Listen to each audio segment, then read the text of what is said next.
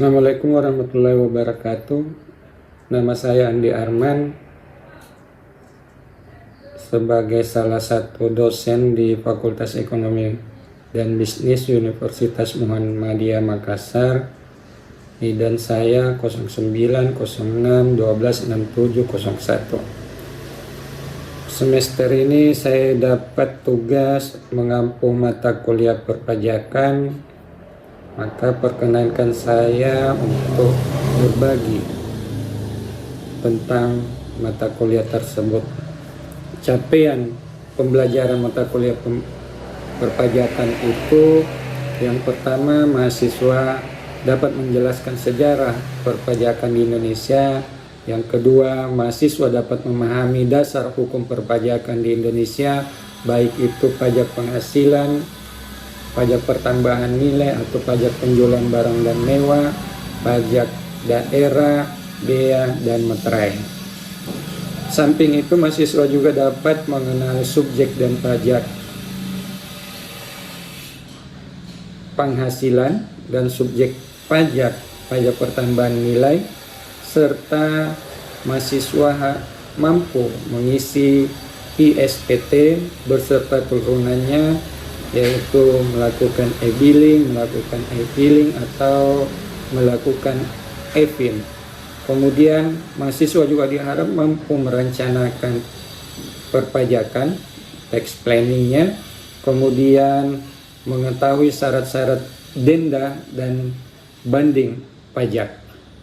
Di samping itu, materi pembelajaran yang ada di mata kuliah perpajakan ini, yang pertama adalah sejarah perpajakan, yang kedua adalah landasan umum, ketentuan umum dan tata cara perpajakan, yang ketiga apa itu NPWP dan PKP, serta bagaimana mencatat pembukuan dan pembayarannya. Selanjutnya adalah sanksi perpajakan, kemudian pajak penghasilan, menjelaskan pajak penghasilan, menjelaskan pajak pertambahan nilai, pajak penjualan barang dan mewah, kemudian pajak daerah dan retribusi, kemudian bea dan materai. Kemudian media pembelajaran. Media pembelajaran itu di blended antara luring dan daring, baik itu menggunakan Zoom, Google Meet, atau baik software yang dibangun oleh Universitas Muhammadiyah Makassar, yaitu pada Unismo. Kemudian metode pembelajaran. Metode pembelajaran itu ada belajar langsung, yaitu melakukan ceramah. Terus ada juga belajar mandiri. Belajar mandiri ini seperti diberikan e-learning, kemudian tugas mandiri.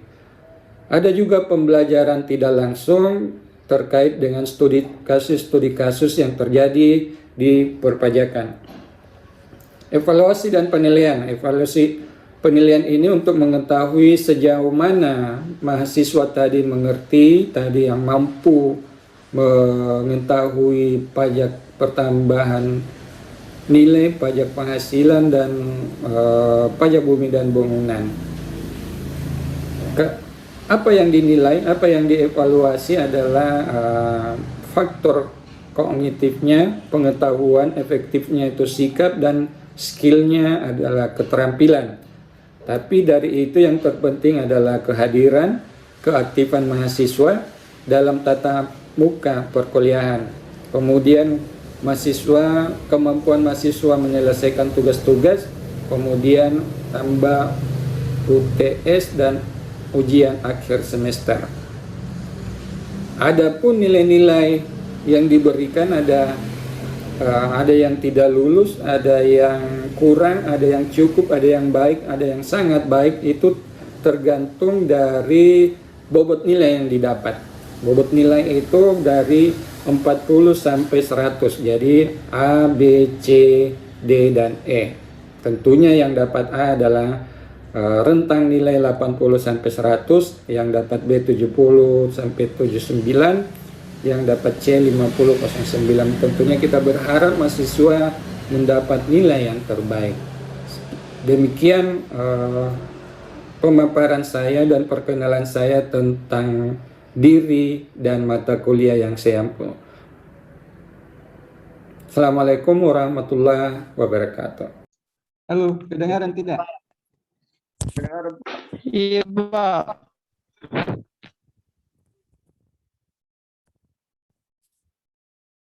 Halo.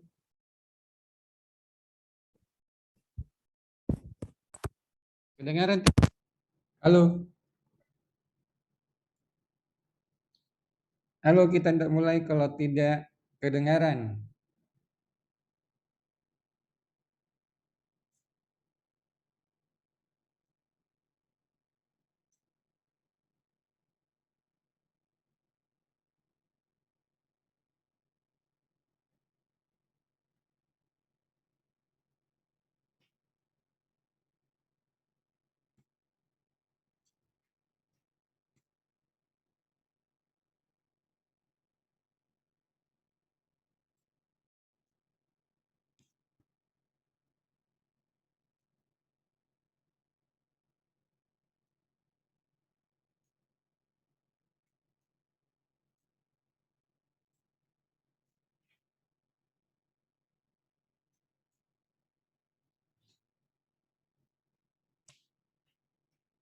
Oke, kelihatan?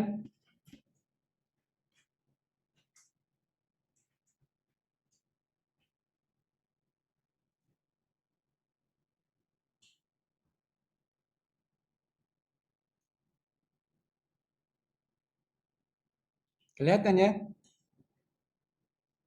Suara Anda ada?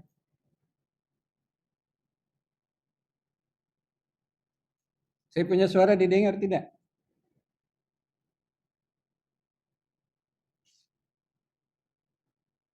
Kenapa Anda ada komentar?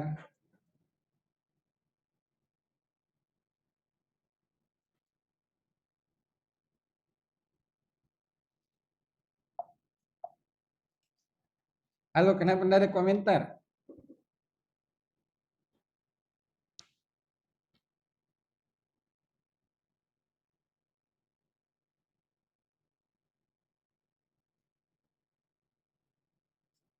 Ini suaranya tidak kedengaran ya?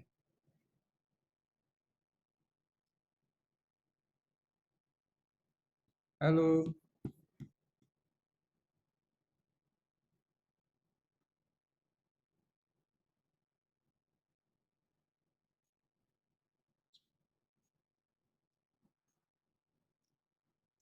Oke, Assalamualaikum warahmatullahi wabarakatuh. Kita masuk, kemarin kan sudah dikumpulkan mengenai subjek dan objek pajaknya.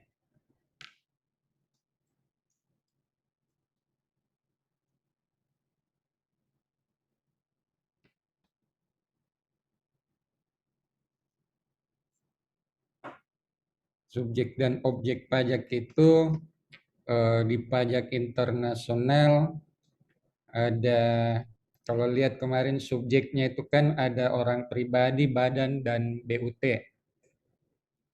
Kalau di objeknya itu banyak sekali ya, ada 13 item dan itu sudah dirangkum semua oleh adik-adik. Nah, saat ini kita sharing mengenai ketentuan subjek dan pajak internasional. Ketentuan pajak internasional itu terbagi atas ketentuan domestik dan tax treaty, pemajakan antar negara, jadi multilateral instrument. Ketentuan domestik terdiri, jadi ada beberapa pasal yang ada di situ. Ketentuan domestik diatur dalam PPH, pajak penghasilan, Undang-Undang Pajak Penghasilan tahun nomor 36 tahun 2008. Jadi nanti adik-adik cari bisa di-download itu di Mr. Google. Intinya yang terkait dengan pajak internasional mengenai subjek pajak dalam negeri. Jadi biasanya subjek pajak dalam negeri itu disingkat dengan SPDN. Jadi nanti cari di pasal 2 ayat 3, ayat 4 dan ayat 5. Jadi pasal 2 ayat 3, ayat 4 dan ayat 5. Jadi subjek SPDN itu termasuk ada orang pribadi, ada badan dan BUT. Jadi BUT ini sama dengan badan sebenarnya. Oke, yang dimana yang dimaksud dengan di pasal 3 itu membahas tentang bukan subjek pajak. Jadi nanti buka. Saya cuma tampilkan pasal 3, pasal 5, pasal 15, pasal 18. Di pasal 18 terdiri ada beberapa ayat, kemudian pasal 24, kemudian pasal 26, pasal 3, 26. Nanti cari sendiri apa yang termaksud di situ. Jadi rangkumannya seperti ini. Subjek pajak itu terdiri dari orang pribadi, tapi orang pribadi yang tidak bertempat tinggal di Indonesia. Jadi dia bisa saja mukim di sini bertempat tinggal di Indonesia, tapi tidak lebih dari 183 hari dalam 12 bulan, berarti dalam 1 tahun. Berarti tidak lebih dari 6 bulan. Kalau saudara bagi 183 hari itu kurang lebihnya 6 bulan, tapi undang-undang menyatakan hari, jadi kita mengikuti harinya. Jadi dia menetap di Indonesia tidak lebih dari 183 hari selama 12 bulan. Itu untuk orang pribadi. Kan kemarin adik-adik sudah kirim tugasnya subjek pajak itu ada orang pribadi dan badan. Yang mana yang dimaksud orang pribadi luar negeri adalah yang bertempat tinggal di Indonesia tidak lebih dari 183 hari. Kemudian badan. Badan itu tidak didirikan dan tidak bertempat kedudukan di Indonesia selama 183 hari, lebih dari 183 hari atau lebih. Kemudian dia menunjukkan dokumen yang terdiri atau ini sama dengan paspor sebenarnya. Green card, identify card, student card. Jadi orang wajib pajak dalam negeri ketika dia keluar negeri statusnya berubah dari subjek pajak orang pribadi dalam negeri ke subjek pajak orang pribadi luar negeri. Kalau kita bicara pajak berarti bicara subjek, bicara objek, bicara lagi tarif. Jadi nanti lihat kalau SPOPLN subjek pajak orang pribadi luar negeri itu kenanya PPh pasal 26. Adik-adik sudah pelajari kemarin di pajak penghasilan.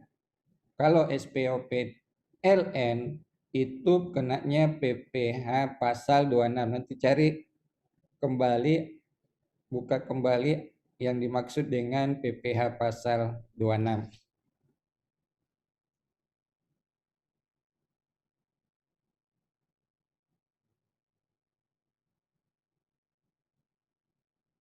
Oke. Menjadi subjek pajak yang menjadi terpenting adalah mempunyai identitas. Kalau di pajak itu identitasnya adalah NPWP, nomor pokok wajib pajaknya. Jadi harus ada NPWP-nya. Baik orang pribadi maupun badan.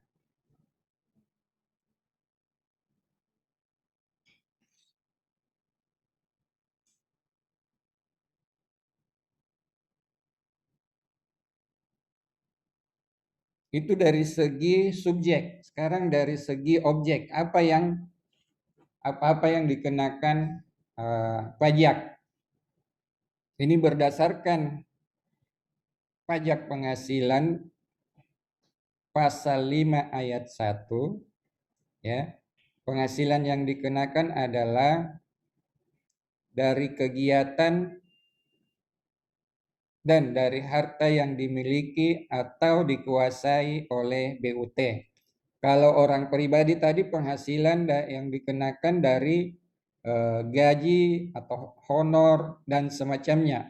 Kalau BUT itu dari kegiatan atau dari harta yang dimiliki untuk menghasilkan atau menguasai menghasilkan pendapatan yang dikuasai oleh BUT.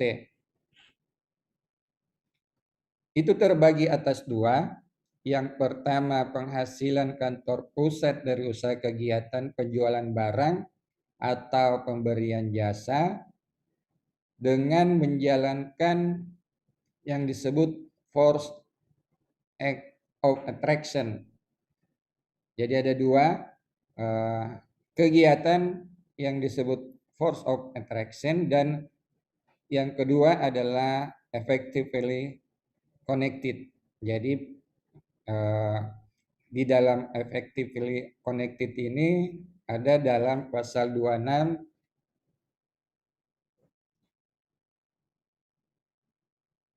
Jadi harta yang menghasilkan penghasilan itu dikenakan PP pasal 26. Tapi kalau di dalam menjalankan usahanya itu adalah force of attraction.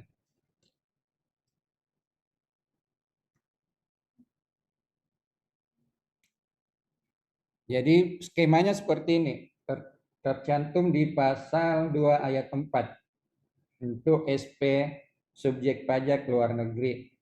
Jadi ada orang pribadi, ada badan. Kalau orang pribadi dia tidak bertempat tinggal di Indonesia, berada di Indonesia tidak lebih dari 83 hari dalam 12 bulan. Kalau badan tidak didirikan dan tidak berkedudukan di Indonesia, sama-sama orang pribadi atau badan menjalankan usaha atau melakukan kegiatan melalui BUT dapat menerima atau memperoleh penghasilan dari Indonesia, tidak dari menjalankan usaha atau melakukan kegiatan melalui BUT di Indonesia.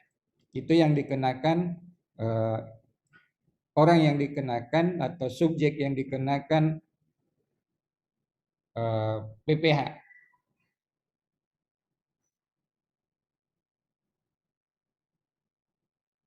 Nah, dalam bentuk BUT biasanya didirikannya di luar negeri, tapi cabang dan anaknya ada di negara kita.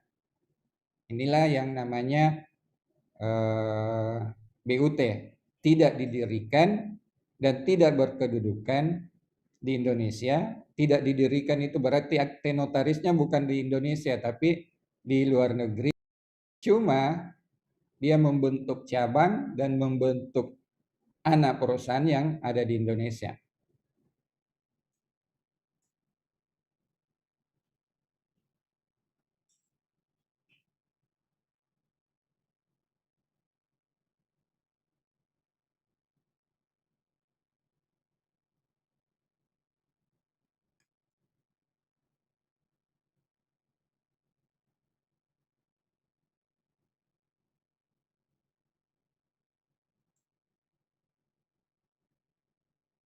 Nanti saya akan bagikan slide ini.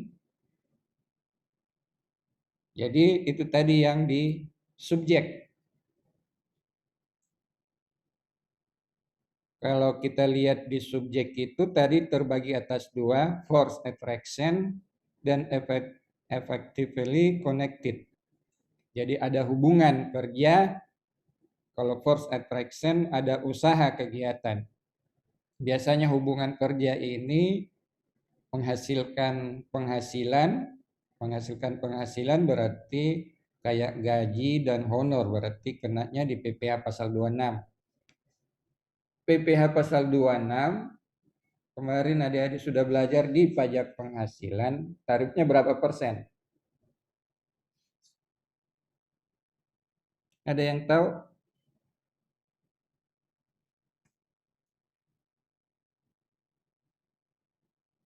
Tarif PPh pasal 26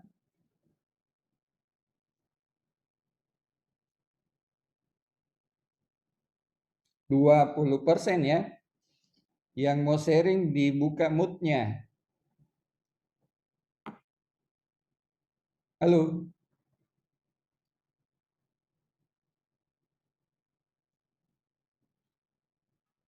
20%. Jadi contoh 20% itu dari penghasilan bruto.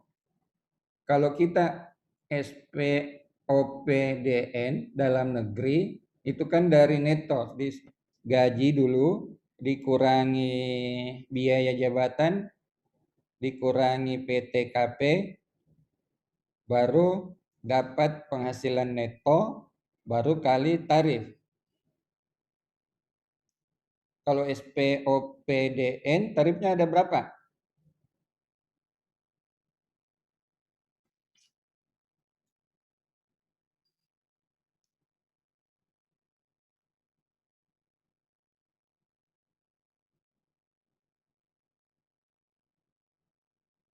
Ayu Andira.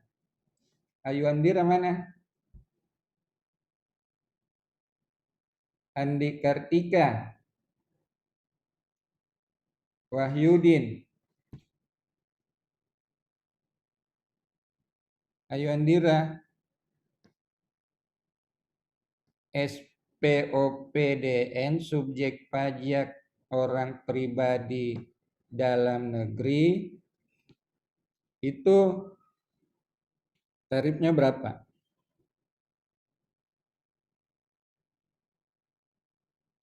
Siapa yang tahu?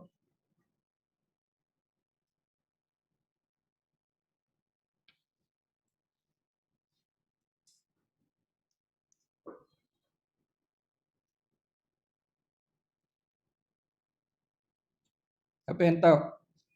Tarif PPh 21.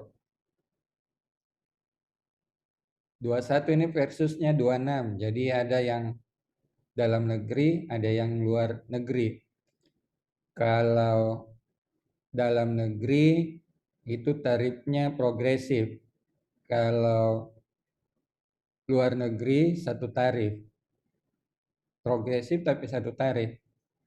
Jadi dia kayak kue lapis, ada tarif jenjangnya dulu, yang 5%, 15%, kalau tidak salah yang terbaru itu berubah. PTKP juga berubah, namun dua orang luar negeri ini belum ada perubahan. Tetap 20% dari penghasilan brutonya. Jadi kalau saudara punya gaji 1 juta, langsung dipotong kali 20%, berarti 200.000 untuk orang pribadi luar negeri.